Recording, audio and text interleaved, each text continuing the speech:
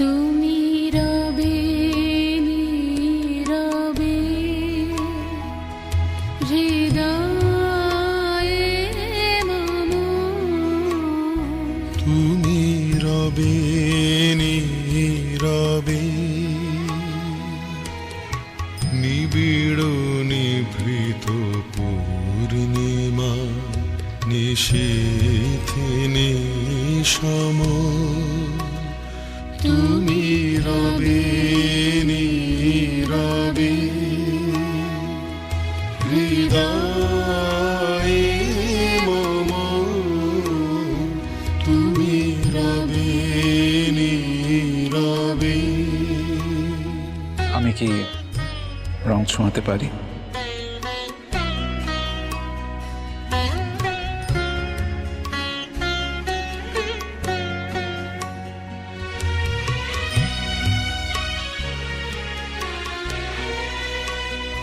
মম জীবন যৌবন, মম অখিল ভুবন, তুমি ভরিবে গৌরবে নিশীথে নিশম, তুমি রবে নীরবে হৃদয়ে মম, তুমি রবে নীরবে। আর সর্বশেষে আমি আমার কৃতজ্ঞতা জানাবো রোহিতদাকে। উনি আর ঈশ্বর আমার কাছে দুই সমান। ঈশ্বরের কাছে যেরকম আশীর্বাদ চাওয়া যায় প্রণামের ডালি নিয়ে, রোহিতদার কাছেও তাই।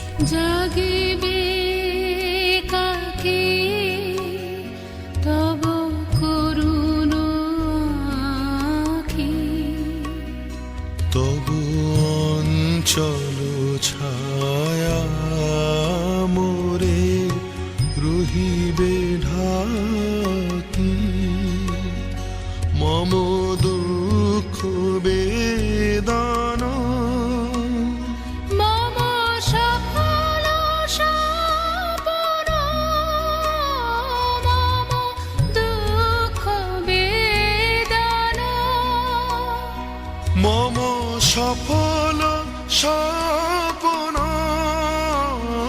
তুমি ভরিবে সৌরভে নিশীথে নিশম, তুমি রবে নীরবে হৃদয়ে মম, তুমি রবে নীরবে।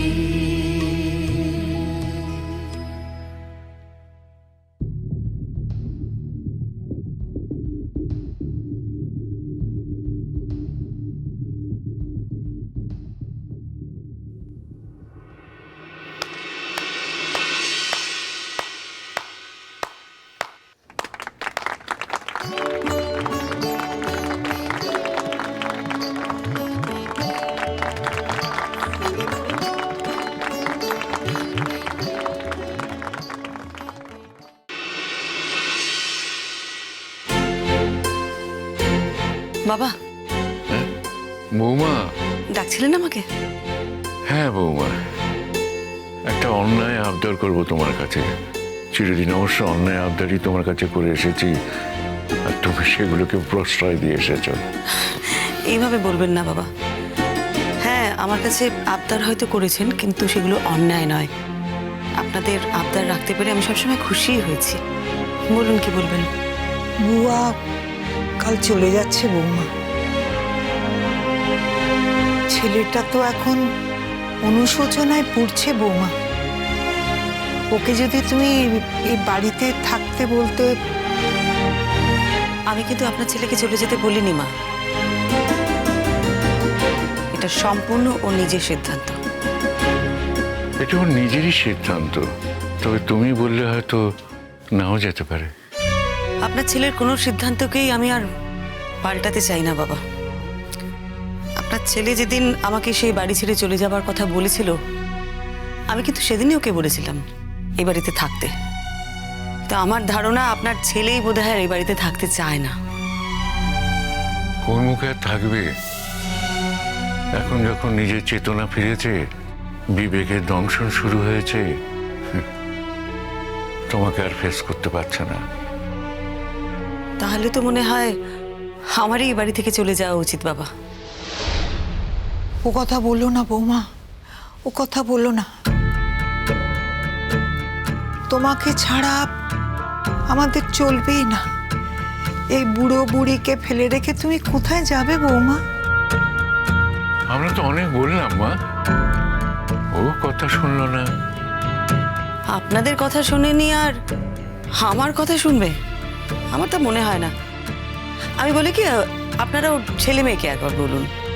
ওর ছেলেমেয়েরা যদি ওকে বলে, ও হয়তো তাদের কথা শুনলেও শুনতে পারে। না বৌমা, আমি বুঝে গেছি, ওকে কেউ রাজি করাতে পারবে না। যদি রাজি করাতে পারো তো একমাত্র তুমিই পারবে, অন্য কেউ পারবে না। আমি রাজি করাতে পারবো? আমি কোন অধিকারে আপনার ছেলেকে রাজি করাতে পারবো বলুন তো বাবা? আজ আপনার ছেলের সাথে আমার আর কোনো সম্পর্ক নেই, এই কথাটা তো আপনি স্বীকার করবেন। খাতায় কলমে হয়তো সবকিছু শেষ হয়ে গেছে, কিন্তু খাতায় কলমে সবকিছু শেষ হয়ে গেলে কি সম্পর্কটা শেষ হয়ে যায় বৌমা? এই তো দেখো না, সেই অনুযায়ী তো আমাদেরও সম্পর্ক শেষ হয়ে যাওয়ার কথা। দেখি হয়েছে, তুমি কি সম্পর্ক শেষ করার কথা ভাবতে পারো? নাকি আমরা পারি? আমরা তো মনে করি তুমি আমাদের সবচেয়ে বড় সম্পর্কের মানুষ। এর চেয়ে বড় সম্পর্ক হয় না। বৌমা, এবারকার মতো ছেলেটাকে মাফ করে দাও না বৌমা। আর কোনোদিন বলবো না, এই শেষবার বলছি। মাফ করে দেবো মানে? মানে আমি কিন্তু নিজের থেকেই বলেছি আপনার ছেলেকে এ বাড়িতে থাকতে। আপনার ছেলেই থাকতে চাইছে না। আপনি এমন ভাবে বলছেন, আমার সত্যি মনে হচ্ছে আমার এই বাড়ি থেকে এবার চলে যাওয়া উচিত। আমি তো চলে যেতে চাই, কিন্তু সেটাও তো আপনারা আমাকে ছাড়ছেন না। বৌমা, আবার সবকিছু ঠিক হয় না। সবকিছু বলতে? জুনের সঙ্গে তো ডিভোর্স হয়ে গেছে, আর কোনো সম্পর্ক নেই মা।